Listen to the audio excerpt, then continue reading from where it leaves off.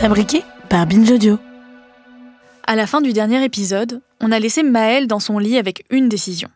Aller voir un ou une psy. Mais c'est pas le tout d'en avoir envie. Il faut aussi savoir par où commencer. Parce que derrière l'abréviation psy, il y a en réalité beaucoup de métiers différents. Donc, une fois qu'on a pris la décision de chercher de l'aide, le problème, c'est de trouver la bonne porte.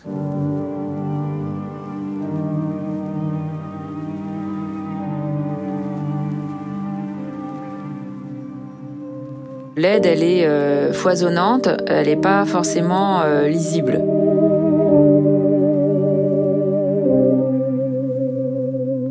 Bienvenue dans le 2e épisode de cette série, La santé mentale dont vous êtes le héros. Épisode 2, comment s'y retrouver dans le labyrinthe du soin. La résultante du regard de la société, du regard que j'avais sur moi-même, parce que cette errance médicale, elle n'est pas imputable uniquement au corps médical. Elle vient aussi du fait que, d'une part, on est très mal informé, que donc j'étais très mal informé, que je ne savais pas que ce qu'il me fallait avant tout, c'était un psychiatre. Comme 58% des Français, Maëlle a d'abord décidé d'aller voir son médecin généraliste. C'est un rapport de la Haute Autorité de Santé de septembre 2018 qui avance ce chiffre. Ce rapport dit aussi que les troubles mentaux représentent environ 15% des consultations de médecine générale. Souvent, on va voir son médecin pour des troubles dépressifs ou anxieux. Ça veut dire que les médecins généralistes sont, selon l'expression consacrée ces derniers mois, en première ligne. C'est eux qui, théoriquement, peuvent identifier les tout premiers symptômes. Et c'est là qu'apparaît un premier problème. Les médecins généralistes sont très peu formés sur les questions de santé mentale et de psychiatrie. C'est ce que disent plusieurs études, et notamment une étude commandée par le Centre collaborateur de l'OMS en 2014. Ce manque de formation, ça empêche d'identifier les tout premiers signes de la maladie et de rediriger vers d'autres professionnels. C'est ce que m'explique Magali Koldefy. Elle est chercheuse indépendante associée à l'Institut de recherche et de documentation en économie de la santé. Sa spécialité, c'est l'étude statistique et la géographie de la psychiatrie. Alors il faut savoir que la France, elle se démarque des autres pays par un moindre adressage de la part des médecins généralistes vers des professionnels spécialisés en santé mentale. Selon l'étude de la Haute Autorité de Santé dont je vous parlais, les médecins généralistes prescrivent près de 90% des traitements antidépresseurs. Donc bien ou mal formés, cette prise en charge, elle existe. Surtout par le biais de médicaments. Et selon Magali Koldefy, c'est en partie lié au coût d'une consultation chez un psychologue. Alors pour les psychologues, souvent ils vont l'expliquer par le fait que c'est pas obligatoirement remboursé. Donc il va y avoir une sorte de barrière financière à l'adressage vers ces professionnels. Un autre problème qui intervient dans cette prise en charge, ce sont les biais personnels des médecins eux-mêmes. On y reviendra au cours de cet épisode, mais on n'est pas tous égaux face au système de soins. Mais il y a aussi d'autres études qui ont montré que des médecins généralistes pouvaient ne pas adresser vers le psychologue ou le psychiatre parce qu'il va penser que la personne qu'elle a en face d'elle n'est peut-être pas capable de bénéficier d'une psychothérapie. C'était une étude à Marseille qui montrait justement entre les quartiers nord et les quartiers sud que les médecins généralistes allaient plus prescrire de psychothérapie aux habitants des quartiers favorisés du sud de Marseille et plus prescrire de médicaments aux habitants du quartier nord de la ville.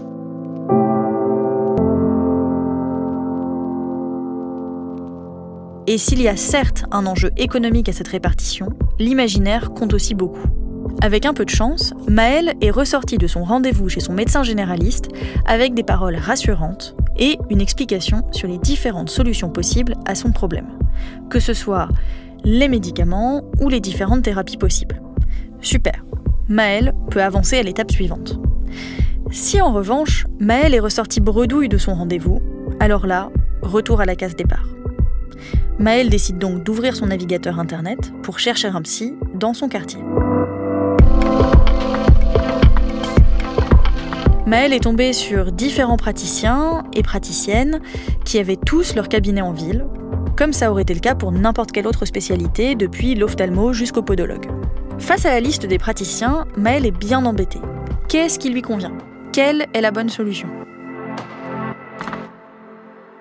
L'important quand on cherche de l'aide, c'est de ne pas hésiter à poser des questions sur la formation des personnes. Deuxième chose importante, c'est avant d'entamer une relation pour une psychothérapie ou de l'aide, etc., c'est de poser des questions sur les méthodes utilisées, ce qui est proposé, et de se sentir en confiance. La relation thérapeutique, elle est basée sur la confiance. Ou est-ce que j'ai envie, est-ce que je souffre d'une phobie, par exemple, qui m'empêche de sortir de chez moi et que je voudrais résoudre assez rapidement. Et après, c'est vraiment basé sur la relation qui se développe. Est-ce que je me sens en confiance? Je pense que c'est vraiment une question importante. Ou est-ce que j'ai l'impression que je suis pas écoutée ou pas compris voilà. Quand j'ai commencé à être suivie par un psychiatre, à un moment donné, quand on est mère célibataire, qu'on est en train de s'installer dans une nouvelle vie, on n'a pas forcément envie de mettre 150 € toutes les semaines pour ça. Donc j'ai commencé à le mettre dans la liste de mes non-priorités, puisque le suivi commençait à, pour moi concrètement, être impossible.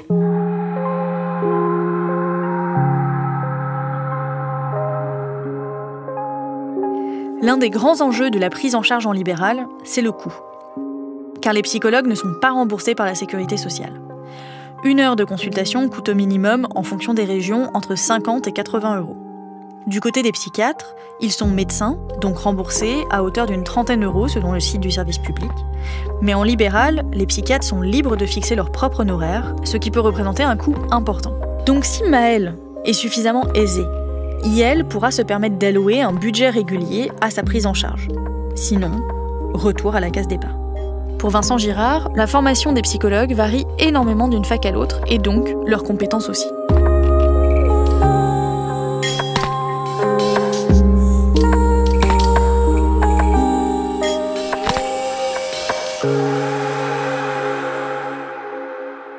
Donc ça, c'est un premier problème.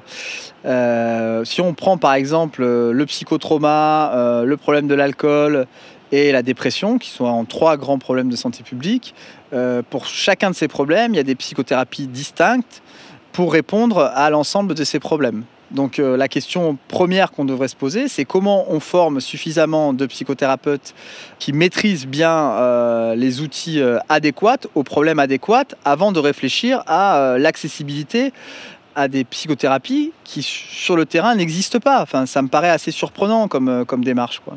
Maëlle a beaucoup plus de chances d'avoir le choix entre différents praticiens et différentes approches si elle habite dans une grande ville universitaire ou dans le sud de la France. Magali Coldefi, qui est géographe de la psychiatrie, appelle ça les lieux de tropisme médical. Par exemple, en France, on a 15 300 psychiatres.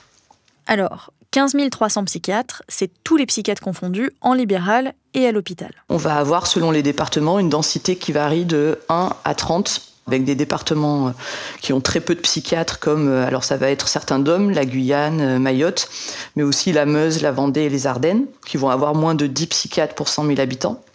Alors qu'à l'inverse, on va avoir des départements qui ont plus de 30 psychiatres pour 100 000 habitants, et on va retrouver le Val-de-Marne, les Alpes-Maritimes, les Bouches-du-Rhône, la Gironde, le Rhône, donc en gros Paris, Lyon, Marseille, Toulouse.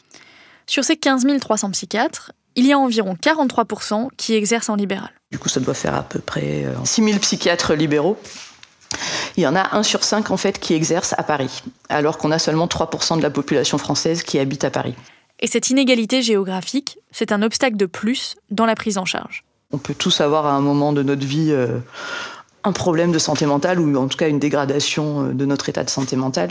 Et ce serait bien de pouvoir avoir une réponse sur son territoire. Parce que quand on habite à la campagne, le spécialiste au niveau du département, il est souvent dans la grande ville et on peut être à plus d'1 heure, voire 2 heures du psychiatre. Et normalement, la psychiatrie, c'est des soins dont on a besoin régulièrement. Et si le professionnel, il faut mettre 1h30 pour aller le voir, 1h30 retour, on va peut-être renoncer assez facilement à ce type de soins. Si Maëlle n'habite pas dans une zone où il y a beaucoup de psy en libéral, ou si elle n'a pas les moyens d'aller en voir un, il y a aussi l'option de se diriger vers la psychiatrie publique.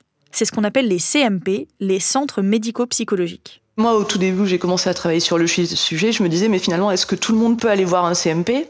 Ou est-ce que c'est réservé aux gens pour les cas les plus sévères ? Est-ce que c'est réservé aux gens qui n'ont vraiment pas les moyens d'aller voir un psychiatre en ville ? Alors que bon, c'est quand même remboursé aussi. Finalement, c'est accessible à tous, mais c'est très peu connu et c'est très peu valorisé.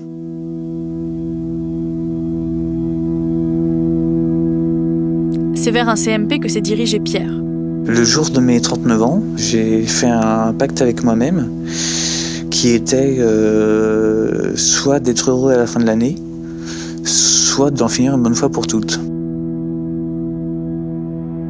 Donc le jour de mon anniversaire, j'ai pris mon téléphone et j'ai appelé le CMP d'Annonay. Et là, j'ai eu la chance de tomber sur une infirmière psy et un psychiatre qui sont très bienveillants, très à l'écoute, très compréhensifs. Alors un CMP, c'est quoi ? C'est une structure où travaillent différents professionnels de la santé mentale. Il y a des psychiatres, des psychologues, mais aussi des infirmiers, des orthophonistes ou des psychomotriciens, par exemple. Et là, on en revient encore à une question de géographie, car le CMP a été conçu pour desservir un territoire donné. C'est ce qu'on appelle un secteur. Vous avez un secteur, vous faites partie d'un, vous le savez pas, mais en fait, concernant seulement les soins psychiatriques, c'est ce qu'on appelle un secteur de psychiatrie. C'est ce qu'on appelle les centres médico-psychologiques, qui sont des centres de consultation, où vous pouvez avoir un premier rendez-vous avec soit un psychiatre directement, soit parfois c'est un premier rendez-vous avec un infirmier ou une infirmière pour explorer votre demande, vos besoins, et après vous proposer une prise en charge. La sectorisation, c'est une grande évolution de la psychiatrie au cours des années 50-60.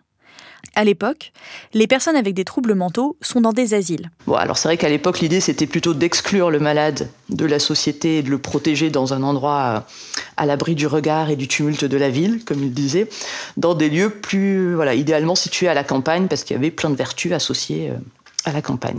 Pendant la Seconde Guerre mondiale, le rationnement, l'isolation des patients et le manque de considération pour les personnes avec des troubles psychiques ont conduit à une véritable catastrophe. 40 000 personnes sont mortes de faim dans les hôpitaux psychiatriques français. En parallèle, beaucoup de personnes d'habitude enfermées dans les asiles en sont sorties pendant la guerre. Ils se sont rendus compte dans certains hôpitaux que finalement, certains patients qui étaient sortis de l'hôpital en fuyant la guerre vivaient mieux et s'en étaient sortis, plus que lorsqu'ils étaient hospitalisés. À l'issue de la guerre, il y a donc eu une grande volonté de réformer l'institution psychiatrique. C'est ce qui a donné la sectorisation. À l'époque, ça a été quelque chose de très très novateur par rapport aux autres champs de la santé, on va dire en France, avec cette vision très, on va dire, globale de santé publique. Il y avait l'idée de, suite à l'expérience de la Seconde Guerre mondiale, qu'il fallait pas qu'il y ait d'un côté des malades curables et de l'autre côté des malades incurables qu'on allait laisser tomber. Il y avait vraiment cette idée de soigner tout le monde, quelle que soit sa pathologie, quels que soient ses revenus, quel que soit son lieu d'habitation. Donc du coup, il y a eu cette volonté de dire finalement, maintenant, l'important, c'est pas d'exclure le patient, mais c'est de l'inclure, de lui maintenir ses liens sociaux. Et donc, avec l'idée que l'hospitalisation ne serait qu'un moment dans son parcours de soins, et l'idée de développer plein de structures pour répondre aux différentes phases de la pathologie. Donc au départ, c'était des zones d'environ 70 000 habitants qui ont été découpées, sur lesquelles une même équipe alors pluridisciplinaire, donc à la fois composée de médecins, infirmiers, assistants sociaux, éducateurs, qui devait prendre en charge les personnes depuis la prévention à la réinsertion sociale. Donc à l'époque, c'était très novateur parce qu'on ne s'intéressait pas qu'aux soins de la personne, mais vraiment comment on prévient les maladies et comment on cherche à inclure la personne ensuite dans la société. Et on essaye de maintenir son lien avec la société.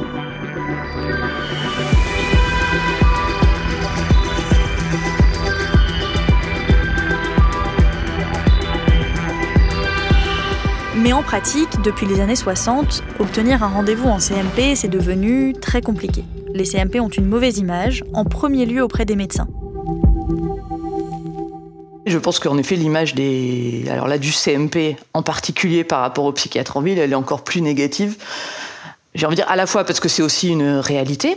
Quelque part, quand on va voir un psychiatre en ville, souvent on ne va pas croiser d'autres patients dans la salle d'attente. Il y a une sorte d'intimité qui est préservée. Alors quand on va dans une structure publique type CMP, c'est plutôt une grande salle d'attente où tout le monde se mélange. Mais aussi parce qu'aujourd'hui, les listes d'attente pour obtenir un rendez-vous peuvent être très, très longues. Parfois jusqu'à plusieurs mois. Il y a enfin un dernier élément à prendre en compte. On l'a évoqué au début de cet épisode quand on parlait de Marseille et de la différence entre les quartiers nord et les quartiers sud. Ce sont les préjugés que le corps médical peut avoir envers les personnes qui viennent chercher de l'aide. Si Maëlle est noire ou arabe par exemple, c'est un obstacle de plus pour accéder à une bonne prise en charge. Amy, qui est derrière le compte Instagram Noir et Bipolaire, m'en a beaucoup parlé. moi, de mon point de vue, c'est le problème de la crédibilité. Je pense qu'en tant que femme noire, quand j'explique mon trouble ou quand je parle avec un psychiatre, il y a déjà un problème de crédibilité. Elle a été diagnostiquée bipolaire lorsqu'elle habitait au Canada, en 2008. Et je pense que ce qui, dans mon cas, m'aide énormément, c'est que j'ai déjà un passif et que j'ai déjà mon diagnostic qui a eu lieu au Canada. Et qu'en général, quand je sors mon dossier et que c'est des bons hôpitaux spécialisés dans la maladie mentale au Canada qui m'ont suivi, quand j'explique ma maladie, on se rend compte que, on va lui accorder un minimum de crédit et je pense que c'est ça qui me sauve. Mais je pense qu'en tant que femme noire, bipolaire, si j'avais dû être diagnostiquée ici, je pense même pas que j'en serais arrivée à avoir un diagnostic aujourd'hui.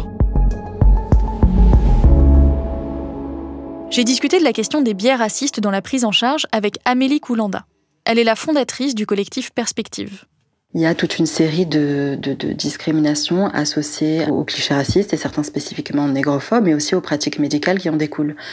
Par exemple, une non prise en charge de la douleur ou une diminution de la douleur physique et ou psychique. Face aux discriminations et aux violences du quotidien et à celles du système de santé, Amélie Koulanda explique que les personnes noires, ou de manière générale racisées, ont du mal à trouver des soignants qui sont en mesure de les entendre et de les prendre en charge. Et depuis 3 ans, Perspective a été contactée par des centaines et des centaines de personnes en recherche d'une psychologue ou d'un psychiatre noir. Mais les demandes qu'on peut recevoir sont celles de personnes qui s'inquiètent d'être bien pris en charge, en conscience de leur identité raciale, mais aussi de genre, de leurs conditions physiques et ou psychiques. Donc des personnes qui subissent plusieurs oppressions. La violence du système, les maltraitances qui sont de plus en plus un frein supplémentaire, une véritable peur pour beaucoup de personnes dans les communautés noires. Et un refus de connaissance de la part de beaucoup de personnes du corps médical et des soignants en santé mentale, des traumatismes liés au racisme et aux autres formes d'oppression. Or, il y a des connaissances scientifiques et sociologiques qui ont été développées sur ce sujet par des professionnels de santé mentale noirs aux États-Unis. On fait émerger le terme de trauma racial pour rendre compte des traumatismes qui découlent du racisme subi à la fois dans les interactions interpersonnelles, mais aussi en lien avec le système raciste et les discriminations donc médicales, administratives, scolaires, mais aussi liées aux différents systèmes de contrôle et d'enfermement, comme la police, la détention, la prison, etc.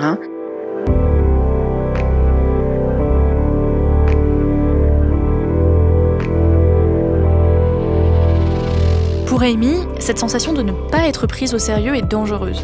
Elle se souvient notamment d'une hospitalisation, il y a quelques mois. Comme Amy est bipolaire, elle alterne entre des phases de up, très intenses, et des phases de down, de dépression. Ce jour-là, elle était en phase de up, et pour la première fois de sa vie, elle avait pris des stupéfiants. Et elle s'est elle-même rendue à l'hôpital pour se protéger. Quand je suis arrivée et que j'étais clairement en détresse et qu'on m'a mis pendant 3 heures dans une chambre sans aucune surveillance, en ne venant jamais checker qu'est-ce que je suis en train de faire, sachant que j'ai un passif suicidaire et que je suis dans une situation où je ne suis pas lucide parce que j'ai expliqué que c'était la première fois que je consommais des drogues, qu'on me laisse dans cet état pendant 3 heures, je trouve ça irréaliste. Et ça, je pense qu'on a juste, que ça a quand même à voir avec ma couleur de peau. Donc, c'est pour moi, avoir une maladie mentale dans ces conditions et être prise en charge dans ces conditions, c'est rajouter de la difficulté. C'est rajouter un calvaire au calvaire.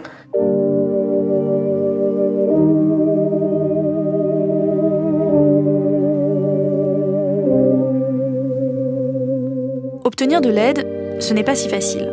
Et surtout, c'est conditionné par beaucoup de choses. Il y a l'obstacle économique, l'obstacle géographique, les oppressions systémiques.